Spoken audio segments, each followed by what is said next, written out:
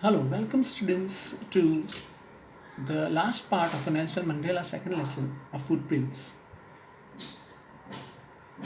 In on the page number 21, second last paragraph we will start. No one is born hating, he says further in the autobiography that he says that hate has to be part of your person, otherwise he cannot love. If he knows how to, he should learn to hate.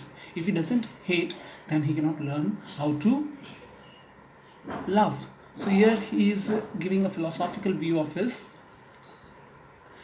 Even in the greenest time, in the prison he was for 30 years. So he must imagine that in 30 years, how many times he must have having the bouts of this tension, the depression, or time which is very difficult to you know pass away. So at that time he had a glimmer of hope when he saw a guard, even guards if we see saw me outside the prison, and he was able to feel that I must go on. I should not be depressed or stop here. That type of glimmer of hope he had. He says that if you have goodness, that philosophical line, man's goodness is a flame that can be hidden but never extinguished. जलता हुआ दिया की जो बाती होती है ना, वो जलती हुई वो कभी बुझती नहीं है, वो छिप जाती है लेकिन बुझती नहीं है. तो he says that goodness is a flame. Goodness जो है ना, that is like this flame that will be hidden sometime or for some time or some period of time, but never it will extinguish. That's the philosophy of. Now in the coming paragraphs you will see that how Nelson Mandela writes about the two things or two aspects of men when they lived in the African society. Generally what happens is man has two duties to perform towards his family, as a father, or as a brother, or towards his grandmother, and all that relation in the family he has to maintain. At the same time he has to serve the community or serve the nation or people outside his family. So his life is in two ways it's divided. So we can see that the society, a man has to do this in this living in the society but in South Africa it was not possible. Two type of situation he says, that when the person decided that he will stay with the family, he was not allowed to. He was tortured one way or the other. And when he decided to serve the people, then that was even worse. He was considered as a rebellion, and that was a rebellion. Rebellion was the part of a crime, and therefore they were put in jail or been given the worst of the abuse and physical tortures. So that he says in this paragraph. So further we see that in his childhood he had a hunger for freedom. He wanted to be free. He was born free. Well, every way I could know. Free to run in the fields near my mother's hut. Free to swim in the clear streams of water and ran through any village. Free to roast mealies under the stars and write at the board backs of the ride the backs of the slow moving bulls. So all these things as a child he wanted to do, he used to do with it without any. He was not belonging to very wealthy family, but near the hut of his mother he was not restricted to do any of these things. Like always these type of activities are done by small children. As a small child he was very free to do all this. He further says, it was only when I began to learn that my boyhood freedom was an illusion. It was an illusion. At present, when I'm enjoying the freedom, when I grow up, at that time, there will be no this type of freedom available to me. This freedom is illusion. When I discovered as a young boy that my freedom had already been taken from me, that I began to hunger for it. And when he grows up and says that my freedom is taken away from me, which I enjoyed in the childhood, then he wanted it. He had hunger for it. I want that freedom. At first, as a student, I wanted a freedom only for myself and transitory freedoms of being able to stay out of night. What type of freedom? Staying out of night, read what I pleased, and go where I chose. So these transitory freedom, transitory means in the process, of taking of the freedom. Then sometime I got this opportunities to be free. All these things he says as a young boy in Johannesburg. What he, you know, with the what he had the ability to do, or what were his restrictions and what was freedom, he bifurcates that. I yearn for the basic and the honorable freedoms of achieving my potential, of earning my keep. Earning my keep is how to earn for myself to stay alive, or the daily needs to fulfill. Of marrying, as a young man, he wanted to marry also, and having. So he's yearning of all this. Yearning means what he's thinking as a man. This type of thinking is quite obvious. Having a family, freedom not to be obstructed by lawful life.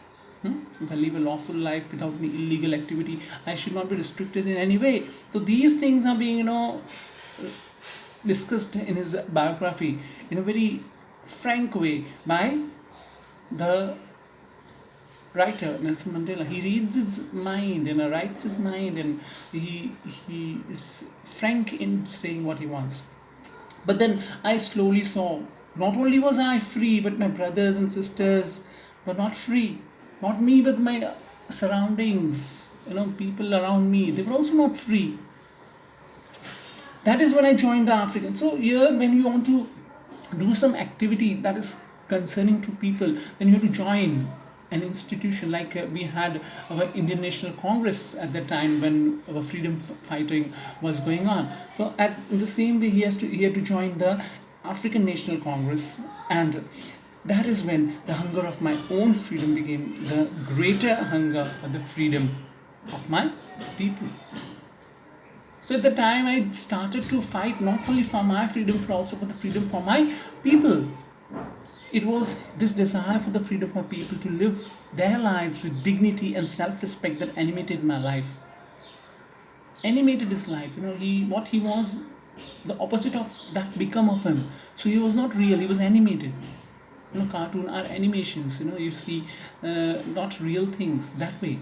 What change in animation took place in Nelson Mandela? He writes that they transformed a frightened young man into a bold one, that drove a law-abiding attorney to become a criminal, that turned a family-loving husband into a man without a home, that forced a life-loving man to live like a monk. So these are the changes of animation that took in him when he decided to fight for freedom for his people. I'm not so virtuous of self-sacrificing that the next man, but I found that I could not even enjoy the poor and limited freedoms I was allowed when I knew my people were not free. I also limited freedom which I had with me. I didn't want to enjoy, because I had the fellow feelings.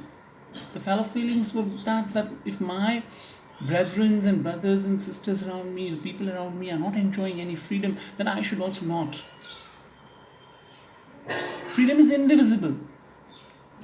Why he has this mentality? Because he thinks that freedom is indivisible. Indivisible means dividing people. When freedom is given by dividing people, some are free, some are not, some are slaves, some are free.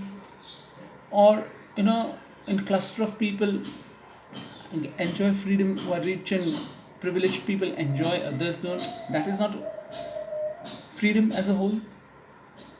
The chains on any one of my people were the chains on all of them. If some people are chained, or some are slaved, or some are given abusive or torturous type of behavior is done on them, then that is what he says. Few then also whole of my black brethren were suffering. I knew, in the last paragraph he says, I knew that the oppressor must be liberated. Very philosophical, you see. The oppressor must be liberated just as surely as the oppressed. The oppressor. Oppressor means the colonists, the white people were putting, restrictions and depriving of the basic rights which they wanted or they needed. A man who takes away another man's freedom is a prisoner of hatred. Very philosophical, you see. Freedom, take immense freedom, is a prisoner of hatred. Once you decide that you are hating that person, that hatred is what you called, you become a prisoner of it. Prisoner means you stop thinking in a broader way, become narrow-minded. Your prejudiced mind, always thinks about how to torture that person you don't like, or how to, make him feel hurt. He is locked behind the bars. The person is oppressing, he is behind the bars. He is philosophy. He says the person who is oppressor, he is behind the bars, he says. What type of bars? Bars, not a physical bars, but prejudice in the mind he is having. Dislike without very good reason. Black people are there, they are also people. He is also having blood, they are also having blood in the body and all the parts of the body. Only this color doesn't make a difference. And that is no fault of the black people. And that he says that the prejudice, hatred for hating them for unwanted reason, and narrow-mindedness. As I told you, narrow-minded. You become narrow-minded. You don't, try to think in a broader perspective. I am not truly free. I am taking away someone else's freedom.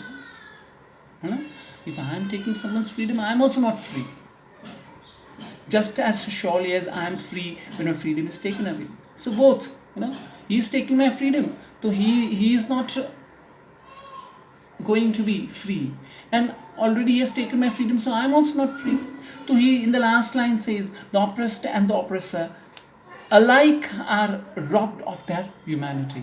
So alike, both the oppressed and oppressed are, in this process, they are robbed of their humanity. Robbing means you are not given your legitimate right. You've taken away that right of force, or taking it without your knowing. So with that, our lesson, Nelson Mandela, last part is complete. Just write the question answers of this lesson in your fair book, and other sections which are relevant, you feel will good for writing in the fair book. With that, we conclude our this first flight lessons, and footprints will take in the next period. Thank you.